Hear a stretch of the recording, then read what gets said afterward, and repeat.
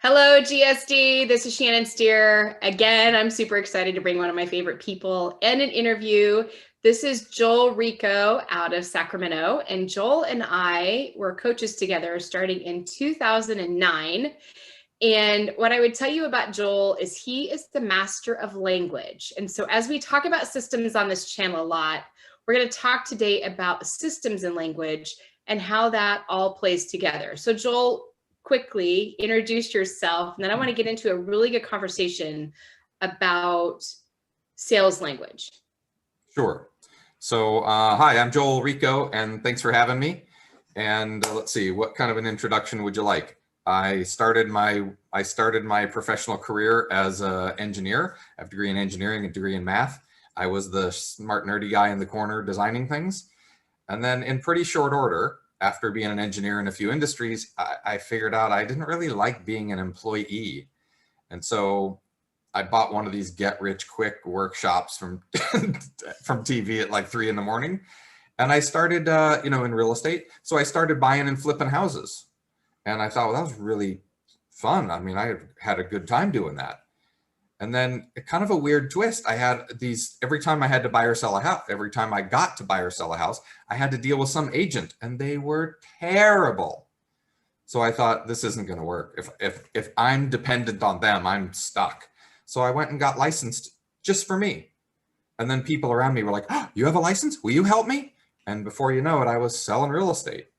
And yeah, that's kind of how it all started. That got me from nerd engineer into real estate. And then once I got through all the people that I knew, the people that already knew me and liked me and trusted me, all of a sudden I thought, I'm not like, what do I do? How do I do more people? Like, how do I turn this into a business?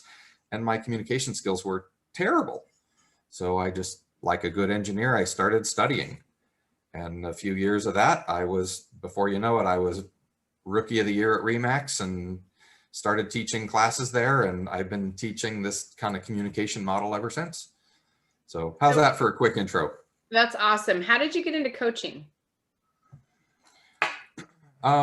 So I broke a bunch of records. So I started at C21 really, really briefly, got, basic training. And then the C21 that I was at, there were some ethics problems. And so I departed. When I went to Remax, in the first year, I broke all kinds of records. And so my local brokerage was like, would you come help us? Would you come teach a class here? And I started teaching classes locally at my, the local Remax office. And then I got an offer to, actually one of my teachers and mentors said, hey, I'm starting this new thing and you're the best student I've ever had. Will you come work for me? So they offered me 20 grand a month to come live on the beach and teach classes. And I'm like, okay, 20 grand a month in the 2007 was decent money. So I'm sure I'll live on the beach for 20 grand a month. Sure, sure. So I did that for a bit. And then, yeah, just opportunities opened up from there. And I got contacted by the people that were running the coaching at KW, and that's how it all unfolded. So what caused you to write the class? And I want you to talk about the class because I've taken that with you once and it blew my head. And I know many people have taken it with you like up to 10 or 20 times just to understand the systems and the language. Talk to us about the class that you wrote, Joel. So I have a philosophy, and that philosophy is most of the communications that happen between people. Now there's a million different variants, but for the sake of this argument, let's just keep it simple of like two people, like you and I, or, you and a potential client, you and a prospect, whatever. So in most peer-to-peer human interactions, there's I think more misunderstandings than understandings. And everybody's speaking from their own agenda, and people want what they want and they say what they say, but they don't really hear what you say. And then you say what you say, but you don't really hear what they say. And my nerd engineer, I see these interactions happening and I'm thinking, well, that didn't look like it worked. That didn't seem very effective. And so all the training that I did going from engineer to real estate broker, I took all these communication workshops on, how to negotiate wins, how to, like lie detection strategies. How do you know when somebody's telling the truth? How do I know when I'm padding my own? How do I know when I'm speaking from bias?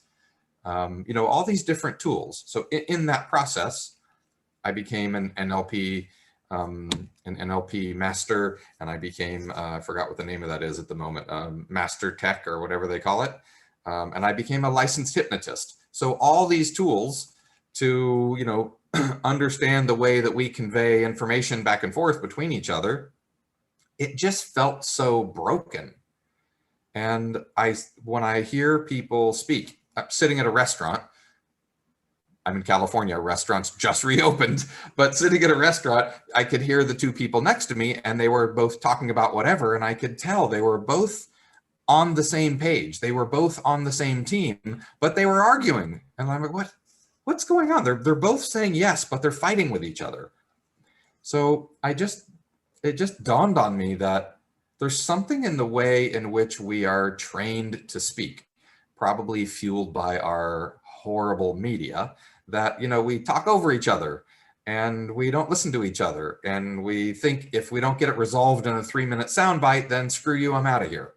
So that whole methodology of those examples of how we've been indoctrinated to speak to each other, it just feels so broken, right?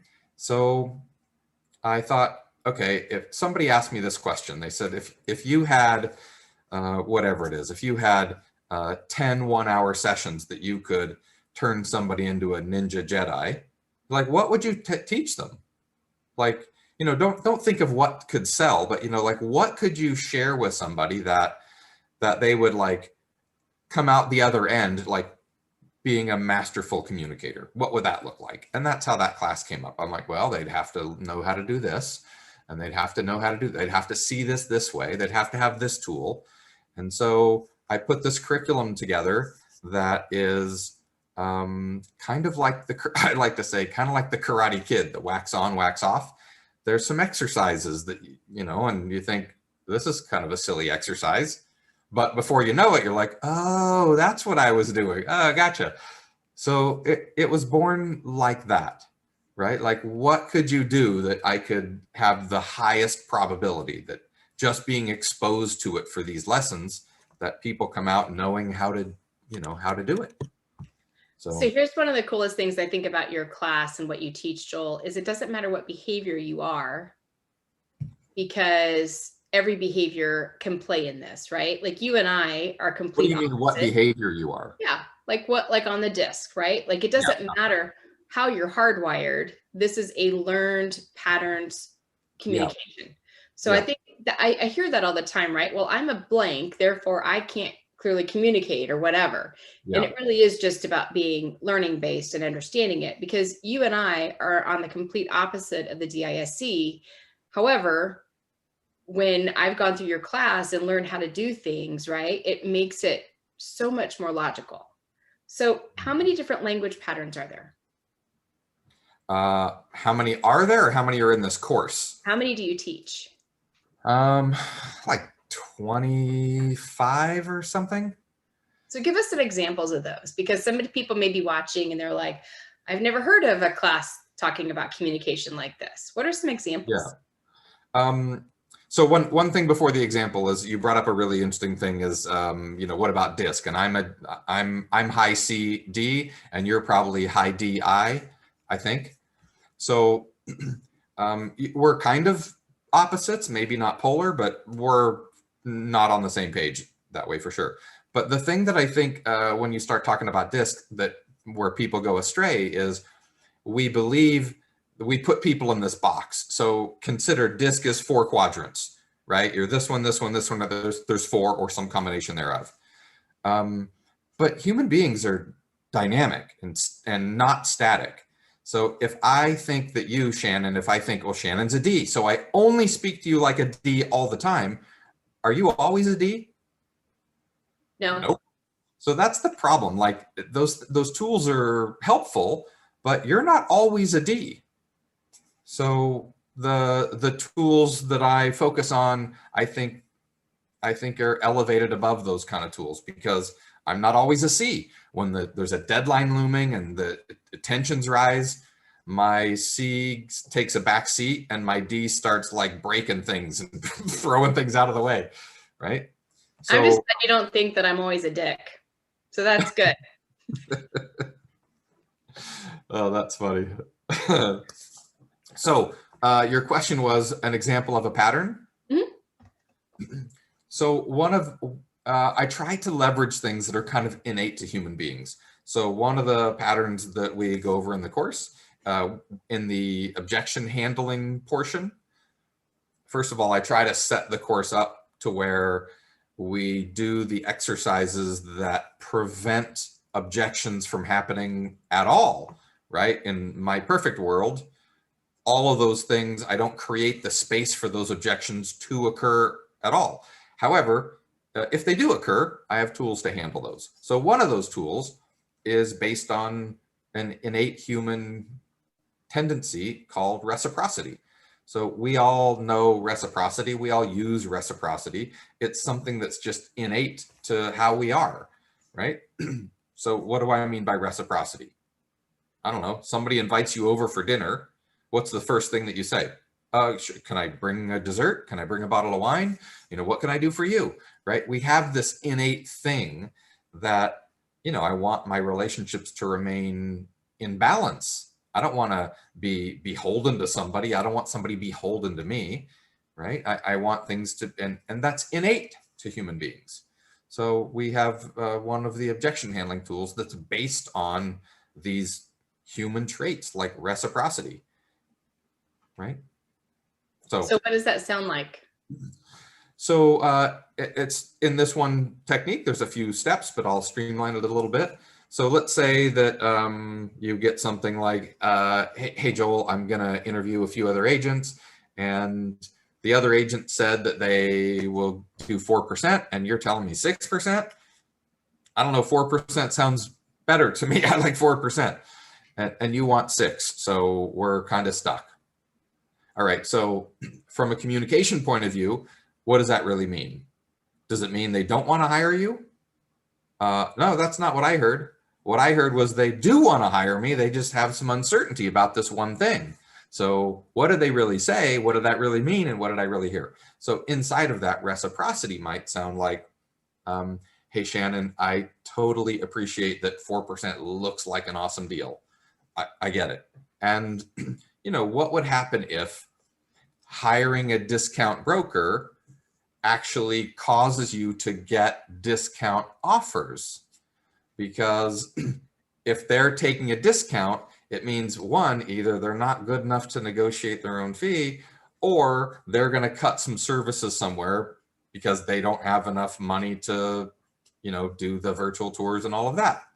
So, you know, if you'd be willing to work with me, right, full service broker at a standard commission, then I'd be willing to make sure we get the virtual tours done, that those get emailed to 10,000 brokers before Monday, and that you get this kind of exposure, which is the very thing that's going to drive up the price. So right now, some sort of a close, I might say, are you committed to saving a little bit on the fee, or are you more committed to getting the sales price as high as possible to max out your equity? Okay, so if you're listening to this and you've never heard Joel speak before, please go write that down, because that will be a tremendous script for you. So I know there's a few steps in there, but I wanted to highlight the reciprocity part. And I also would like to share, me personally, I know that there's a place for script. I know that there is. And yet I'm not a big fan of the word script, because that makes me hallucinate that there's this thing on a page, and when they say that, I say this. But I don't think that that's a very powerful methodology, because if they say that, I say this, that puts you on par with like Google Voice. That puts you on par with an automated response thing. So those robo-dialer things that you get, that's what they do. And they, you know, they're closing a fraction of a percent. I don't want to close a fraction of a percent.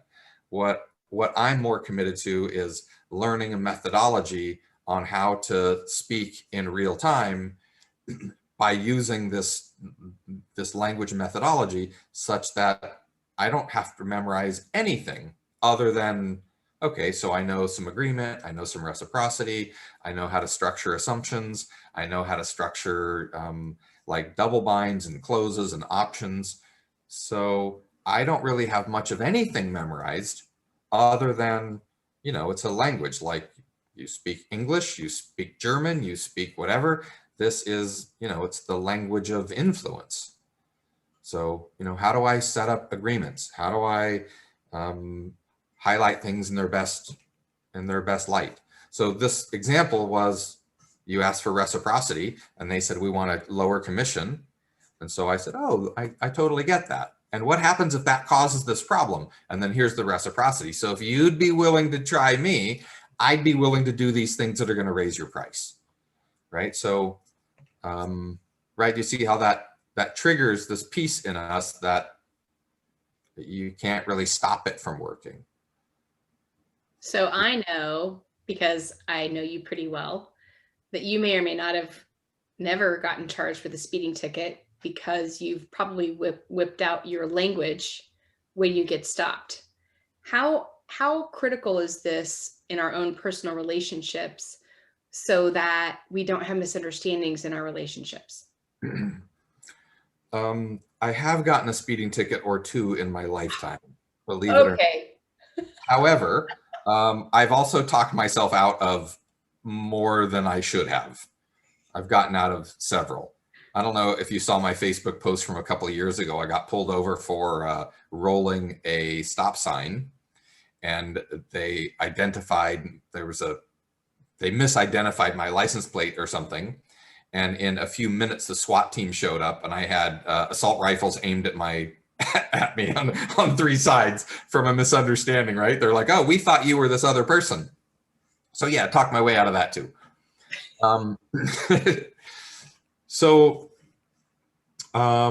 Sorry, I lost my train of thought. I thought of the SWAT story. So your question was talking myself out of speeding tickets and how important is it to learn communication so that it really helps your personal relationships as well? Well, Susan Scott, who I think you know, who wrote this awesome book called Fierce Conversations. There's one sentence in her book that is maybe the most brilliant thing ever. And that one sentence is, the conversations are the relationship. The relationship is the conversation, right? So like Shanan, me and you, I've known you for a long time.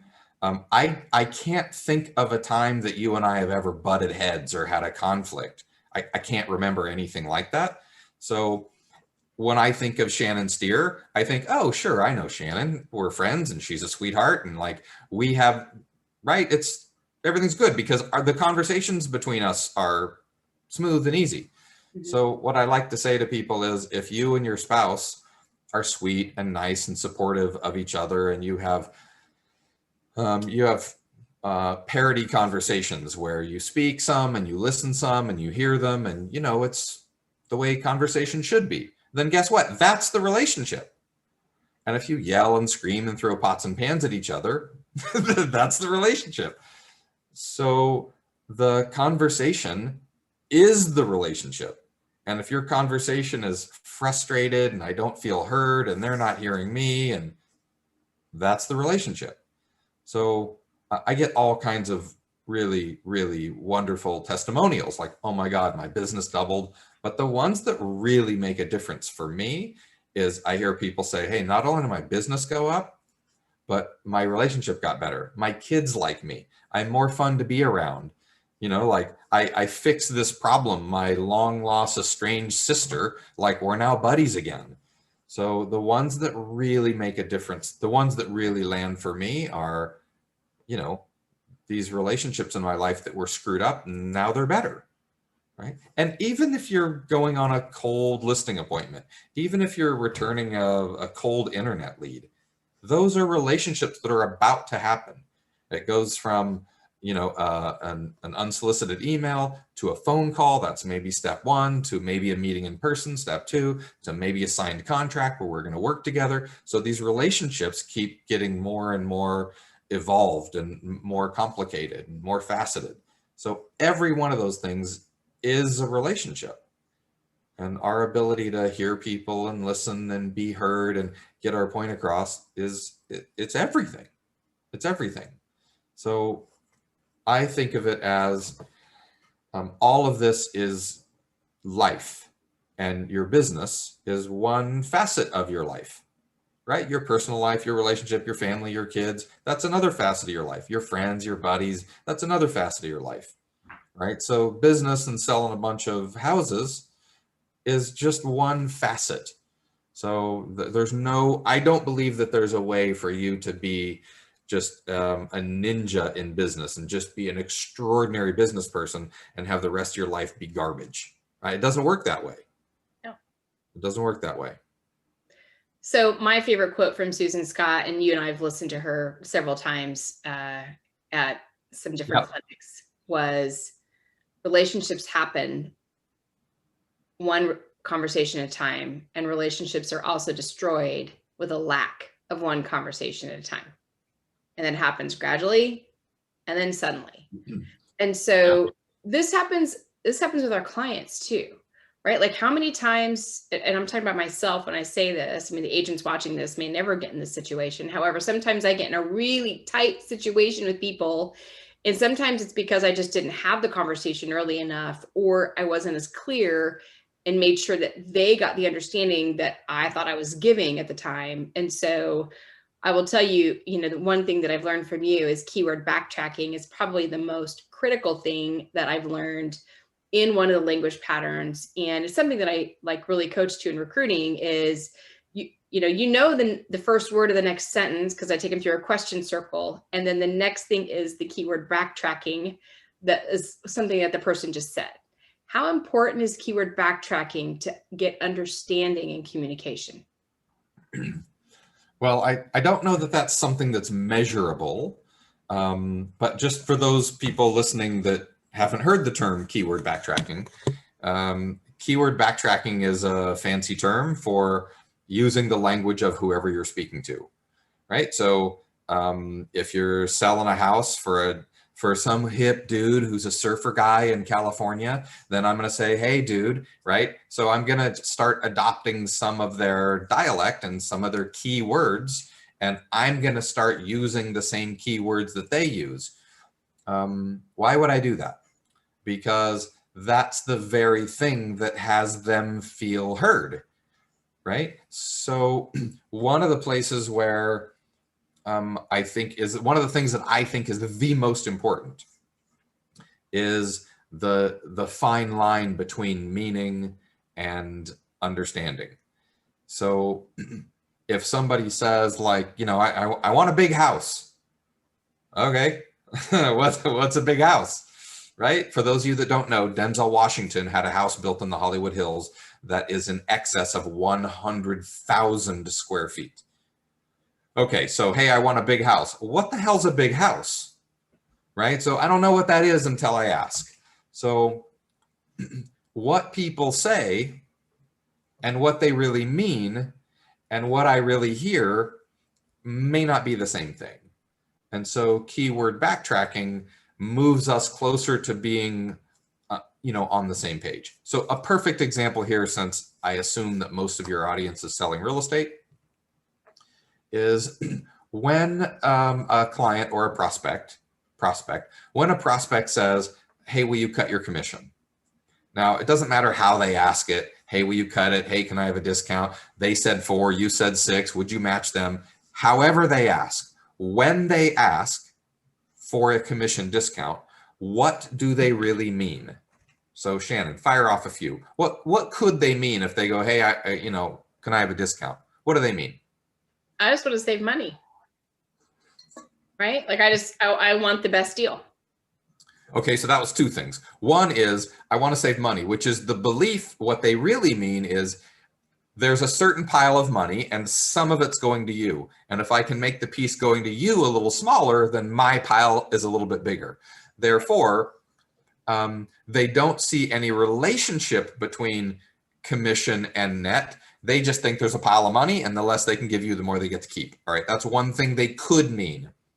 The other thing that they could mean that you said was, I just want a deal, right? There are some people that look at, I'm a deal shopper. I clip coupons. I'm looking for a thing. I want a deal. I don't want to pay retail. I want to hook up. I want a special insight, right? You're so-and-so's friend. Your kid and my kid are friends. I want, I'm on the inside. I want the special friends deal. Could be that. What else could they mean? They could mean like, holy crap, I don't have enough equity, right? I know that's not today, but 07, 08, like I need to sell, but I don't have the equity position. I can't. Could be that. What else could it mean? I don't know. Maybe they're from a country that negotiates the last banana at the market. They go all the way down to like, no, 25 cents. Are you kidding me? Maybe it means that. So the real important thing here is when somebody says, hey, will you cut your commission? Which of those things do they really mean?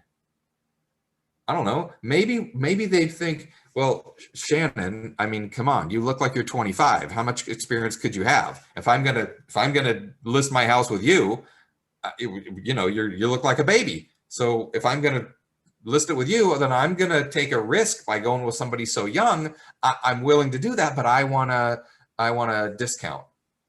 So it could be any of those things. It could be all real estate agents are the same. And why should I pay more for you when that guy will do it for less?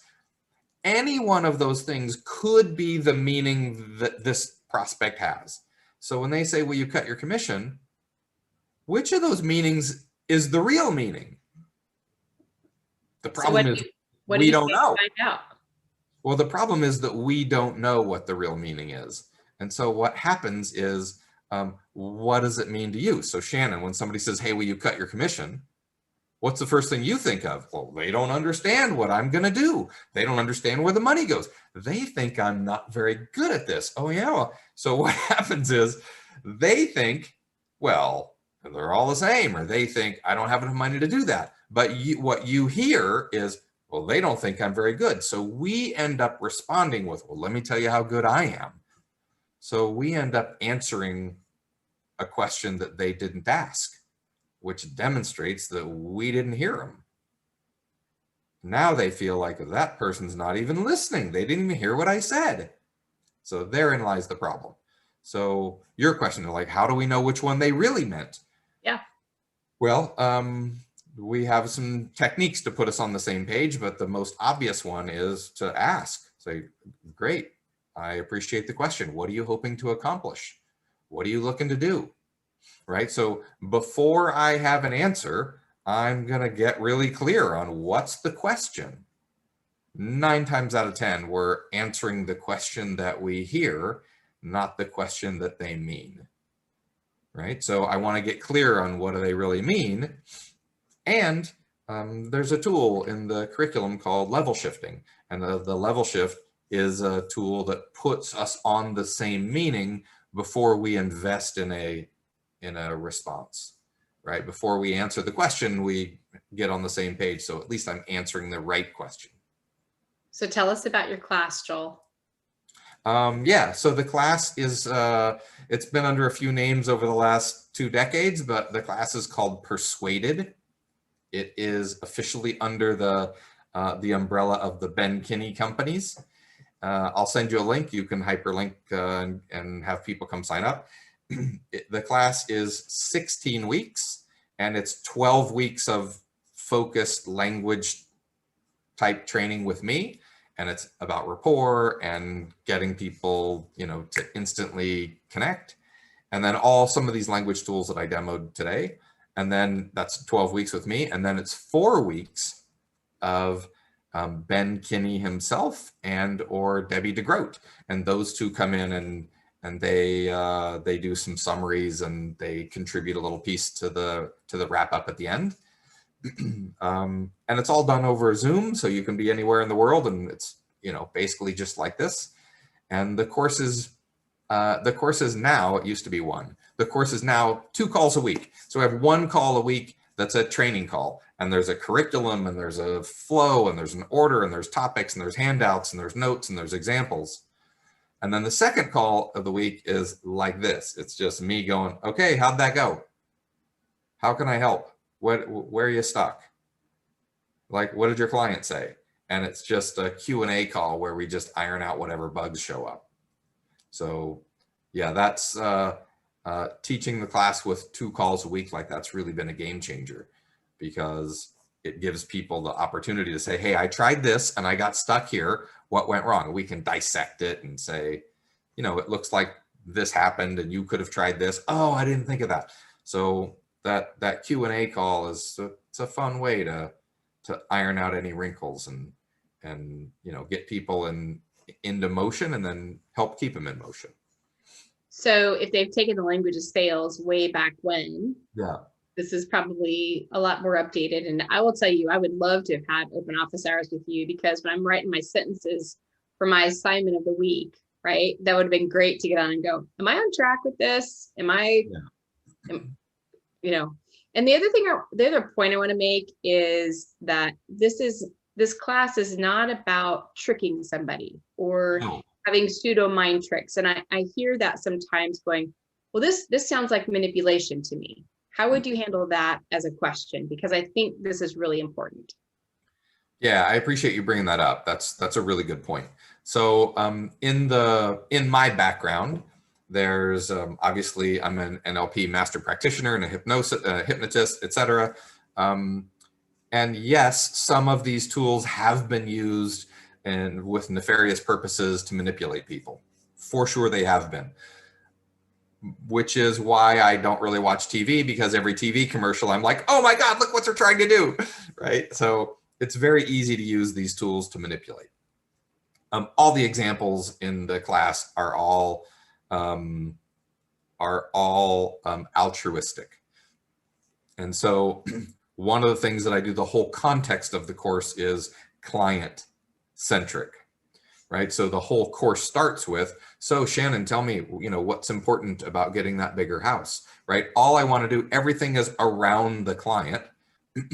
And, you know, if I try to use any of these tools to do something that's all about me, like, Shanan, obviously this interview that we're doing right now is going to be good for you and good for your group and good for all these people. So as soon as you send me a check for $10,000, right, when anybody starts pulling that sort of nonsense, it sticks out like a sore thumb. It just doesn't work.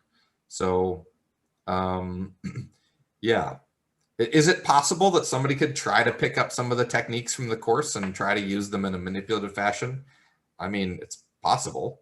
Somebody could, but, right, people use them advertising and selling stuff, using some of these techniques in a way that's not really in the client's best interest. But the more that I study this material, the easier it is to see those things, right? So I think one of the benefits of this course also is, once you go through it and you see these tools and you understand how these work, you know, I'm no longer subject to that. Like, I don't fall victim to these dumb commercials that tell me to send in money, because I can now see that, oh, I see what they did there. I see what they're trying to pull, right? So yeah, I preach that manipulation doesn't really work, because what I'm most interested in is I'm most interested in having a relationship that I want to have. So if I convince you that you should list your house at this price, or that you should do this thing that you don't really want to do, if I convince you that that's the thing that you should do, then our relationship is going to suffer. And the whole nature of how I'm delivering this is, it's all about, how do I have this relationship be really healthy so we can have the tough conversations? And so if something comes up, we can talk about that thing instead of sweeping it under the rug, right? Yeah. And I will tell you, just going through that, I mean, it was quite a few years ago when I went through it with you, and I've been around you a long time, right? It has changed the conversations that I have with clients, with coaching clients, with my own kids, relationships. And it's about coming from a different place, and learning how to listen. You and I had that conversation last night. Yeah. Yeah, that's the thing.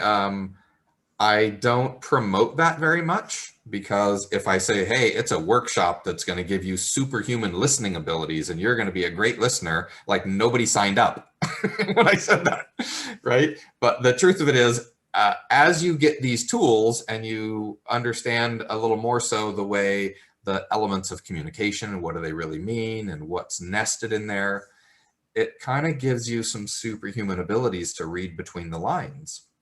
And so I find myself and the people in the course, understanding things that I didn't catch before, and understanding the real meaning of what people are really, what they really mean in spite of what they say. So if what they say doesn't quite line up, instead of running with it, I might ask a few more questions. I might get a little more clarity, right? So yeah, the listening part is transformative for sure. And that's what everybody's looking for, right? If somebody's going to hire a real estate agent or a broker, what are they really, really looking for? They're looking for somebody to represent them, right? They're not looking for a fancy dog and pony show. They're looking for somebody to represent them. The only way I know how to represent them is to listen and know what they want and drill down and say, okay, you want a bigger house. Great. What's important about that bigger house? And they go, well, we got 3 kids and the wife's pregnant with twins and, we need some space. I'm like, whoa. And it's, important to us that every kid has their own bedroom. I'm like, oh, okay. Huh. So what would that do for you if every kid had their own bedroom? What's important about that? They'd say, well, my wife's a child psychologist, and we know that if kids have their own bedroom, they, their cerebral cortex develops a little better. They become more independent and autonomous and blah, blah, blah. And I'm like, wow, that's pretty intense. So what would it mean to you if all of your children grew up to be amazing human beings with well-developed minds and all of this because you found a 5-bedroom house? What would that mean to you? Like, oh my God, that's our mission in life, is to raise great kids. So that begs the question, like, now that I drilled down, now that I got to the bottom of that, what would I rather do? Do I want to be the agent who's finding them a 5-bedroom house? Or would I rather be the agent that's going to help them create the environment where their children grow up to be incredible human beings, right? I'd rather have that one. Anybody can Google up a 5-bedroom house for them, right? But I want to be the one that is connected to the bigger dream of, we're committed to raising these kind of children. So, and that's only possible when I listen and I hear, and I don't take the first thing that they say. Oh, 5-bedroom house. Yeah. I got 5-bedroom houses. I can look those up, right? Anybody can do that. That's not the relationship I want. I want to end with this one thought, and that is, when you understand these language patterns and when you calm down in a conversation enough to listen, because your brain's not going, what am I going to say next? What am I going to say next? Yeah, that's huge. To me, this is when communication can really happen at a high level. Yeah. And so, if I was going to give a commercial for your class, it would be that you're so confident in how to structure the conversation that you can actually listen versus being worried about what you're going to say next, which then causes all kinds of miscommunication. Yeah, very well said. Having these tools at my disposal, I feel very confident to sit in any conversation, and it doesn't make any difference what they say or where they go or what objection they have or what their issue is. Because I feel comfortable that I have all these tools in my tool belt, I'm now able to just sit and be present and go, okay, wow, that's a big deal. Okay, what else, right? I have the ability to do that, whereas before I was saying, okay, commission. So let me tell you about the commission, right? I had this thing where I was listening for the trigger so I could say the thing that I knew to say, right? Like a trained monkey. I knew when they say that, I say this. But not being in that space, I'm no longer pre-thinking like, okay, what am I going to say and how am I going to manage this? Right. All that stuff's gone. I'm just here, and it doesn't matter what position they're in and what they have to say and what their issue is. It doesn't matter. Anything. Yeah, that's huge. All right, everybody, I want you to do some comments after you watch this fabulous interview. Yes, please. Joel, I'd love for you to dip back in the group. I believe we're posting it next Wednesday. Thank you so much. You're one of my dearest people and friends from coaching. Yep. And Thank you for your time. And everybody, check out his class. We'll put the link down below, and have an awesome day. Awesome. Thank you for having me, Shannon. It's a pleasure.